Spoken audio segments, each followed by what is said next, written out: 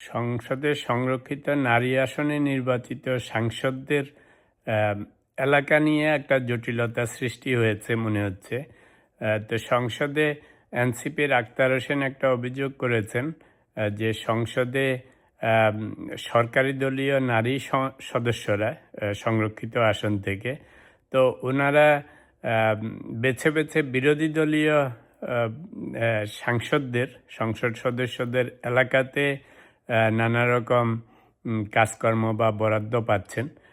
তো এটা নিয়ে আক্তার হোসেন বলেছেন যে বিএনপি কি একদলীয় শাসন কায়েম করতে চাচ্ছে কিনা। তো এখানে একটা ইন্টারেস্টিং পয়েন্ট খেয়াল করলাম, সেটা হচ্ছে যে সাধারণত 300 সংসদ সদস্য, তো ওনারা পুরো বাংলাদেশকে রিপ্রেজেন্ট করেন, রাইট? এক একজনের এক এক এলাকা আছে। কিন্তু সংরক্ষিত আসনে যে নারী সদস্যরা নির্বাচিত হন, ওনাদের নির্দিষ্ট কোনো এলাকা নেই। তো এটার উত্তর দিতে যে সালাউদ্দিন আহমেদ সাহেব বলেছেন যে নারী সংসদ সদস্যদের যারা সংরক্ষিত আসন দিয়ে এসছেন, ওনাদের কোনো নির্দিষ্ট এলাকা নেই, ওনারা পুরা বাংলাদেশের যে কোনো জায়গায় যা কিছু করতে পারবেন।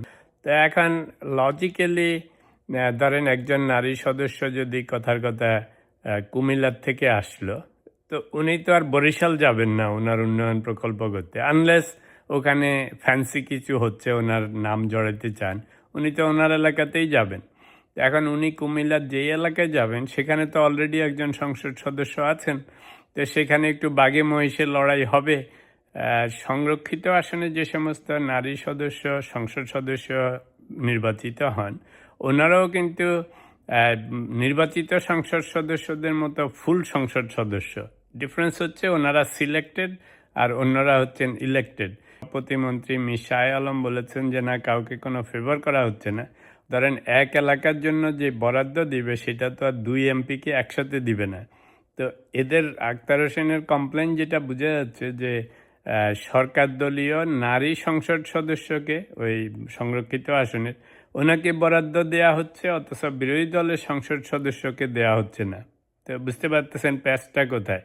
যদি এই নারী সংসদ সদস্যকে না দিত তাহলে হয়তো একই তহবিল সেই বিরোধী দলের যে সংসদ সদস্য ওখানে ছিলেন ওনাকে দিত, কিন্তু এখন একই প্রকল্পের জন্য তো আর দুজনকে দিবে না, সেটা সরকারি দল হোক আর বিরোধী দল হোক। তো মজার ব্যাপার হচ্ছে যে তা এখন একটা জিনিস মাথায় এসছে, এই যে আমরা আপার হাউজের কথা বলেছিলাম সেই জুলাই সনদে, চিন্তা করে দেখেন সেখানে যদি এরকম আরও 300 জনকে নিয়ে আসে, তো কী অবস্থাটা হবে, বা 200 জনকে। তো সেই একদিকে সিলেক্টেড একদিকে ইলেক্টেড, একই অঞ্চলে ডাবল ট্রিপল, এখন কীরকম একটা মহা হুলস্থুল হবে, বাঘে মহিষের লড়াই হবে সারাক্ষণ।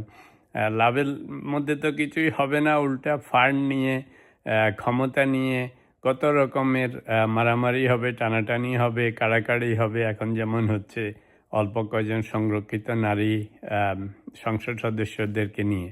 তবে এই জিনিসটা আগে মাথায় আসে নাই, এখন মনে হচ্ছে আসলে ইটস এ কমপ্লিকেটেড ইস্যু। যিনি ওখানে সংসদ সদস্য অলরেডি আছেন, ওনার তো আর পছন্দ হবে না যে ফান্ড দিবে আমাকে, আমি করব উন্নয়ন কাজ, এখন আরেকজন উড়ে এসে উনি ফান্ড নিয়ে যাচ্ছেন এবং উনি করতেছেন।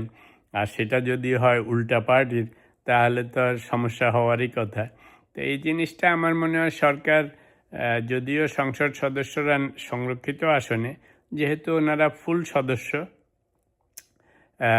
অন্যান্য সংসদ সদস্যদের মতো, তো একদম ওনাদেরকে ছাড়া গরুর মতো না দিয়ে ওনাদেরকে কিছুটা ওনাদের কার্যক্রম, ওনাদের প্রকল্প, বাজেট অ্যালোকেশন, ওনাদের এরিয়া বা ওনাদের ফাংশনালিটিস কিছুটা মনে হয় ডিটারমিন করে দিলে এই দুই পক্ষের মধ্যে এই যে কনফ্লিক্ট অফ ইন্টারেস্ট বা দুই পক্ষের মধ্যে প্রকল্প উন্নয়ন নিয়ে, ফান্ড নিয়ে যে একটুখানি কমপ্লিকেশন আছে, সেটা হয়তো রিজলভ করা যেতে পারে।